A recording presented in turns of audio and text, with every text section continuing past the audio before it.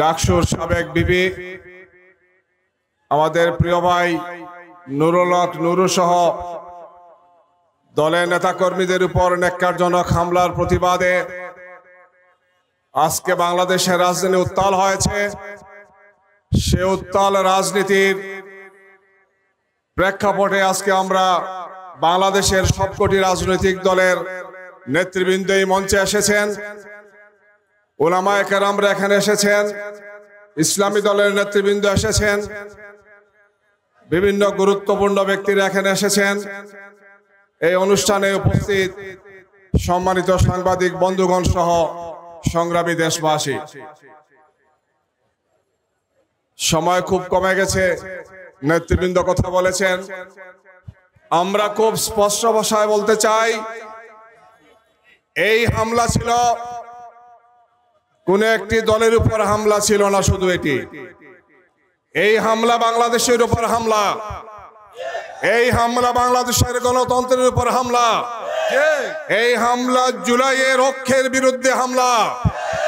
এই হামলা ছিল বাংলাদেশ থেকে যে ফেসিবাদকে আমরা 5 আগস্ট বিদায় করেছিলাম, সেই ফেসিবাদ আর তার দোসরদের ফিরে আসার আরেকটি অপচেষ্টার নাম। আমাদের দুর্ভাগ্য যে এই হামলার সাথে প্রশাসনের ব্যক্তিরা জড়িত, আইন শৃঙ্খলা বাহিনীর সদস্যরা জড়িত, আর্মির সদস্যরা জড়িত, যেটি দেখার জন্য আর কোনো প্রয়োজন নেই। খুবই স্পষ্ট ভাষায় দেখা গিয়েছে পুলিশ এবং আর্মির কিছু সদস্য এই হামলাটি করেছে।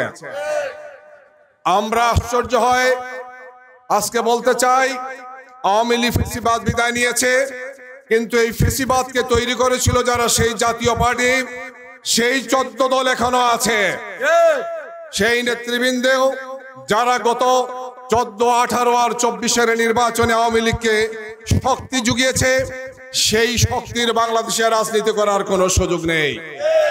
বাংলাদেশের মানুষ আওয়ামী ফেসিবাদ মুক্ত, জাতীয় পার্টি মুক্ত, 14 দল মুক্ত বাংলাদেশ দেখতে চায়।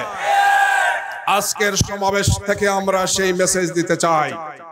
অবিলম্বে সন্ত্রাসীদেরকে গ্রেফতার, আইনের আওতায় আনতে হবে এবং ভবিষ্যৎ বাংলাদেশের জন্য এই ধরনের কোন আক্রমণ হলে দেশবাসী আমরা ঐক্যবদ্ধভাবে সেই প্রতিরোধ করব ইনশাআল্লাহ। আসুন আগামীর বাংলাদেশ গড়ার জন্য আমাদের সংস্কারের কার্যক্রম, বিচারের কার্যক্রম, যে 1,500 শহীদ হয়েছেন, 30,000 ভাই আহত হয়েছেন, আমরা তাদেরকে কথা দিতে চাই যে আমরা ফেসিবাদের বিরুদ্ধে ঐক্যবদ্ধ ছিলাম, আমরা ঐক্যবদ্ধ আছি ইনশাআল্লাহ। কোন শক্তির কাছে আমরা মাথা নত করব না। আগামীর বাংলাদেশে আমাদের সবার ঐক্যবদ্ধ প্রচেষ্টা, সবাই কাঁধে কাঁধ মিলিয়ে সন্ত্রাসের বিরুদ্ধে, নৈরাজ্যের বিরুদ্ধে, ফেসিবাদের বিরুদ্ধে, আওয়ামী লীগ আর তার দোসরের বিরুদ্ধে আমাদের যুদ্ধ অব্যাহত থাকবে ইনশাআল্লাহ। সে আহ্বান জানিয়ে আমার কথা এখানে শেষ করছি। সবাইকে ধন্যবাদ। আসসালামু আলাইকুম।